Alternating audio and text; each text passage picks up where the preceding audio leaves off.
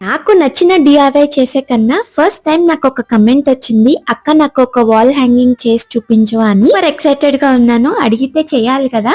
So first అయితే cardboard తీసుకొని దాన్ని ఓవెల్ షేప్ కట్ చేసుకున్న తర్వాత మిడిల్లో మిర్రర్ అతికించుకుంటాము. పురుకోస్ అంటారు కదా, లేదా జూట్ థ్రెడ్, దాన్ని తీసుకొని మనము గ్లూగన్ సాయంతో డిఫరెంట్ ప్యాటర్న్స్ గా అతికించుకుంటాం. ఒకసారి అల్లేసుకొని ఒకసారి ట్విస్ట్ చేసుకొని ఇలాగా వేవీ ప్యాటర్న్ లో డిఫరెంట్ గా వీడియోలో చూపించినట్టుగా గ్లూగన్ తో అతికించుకున్నాను.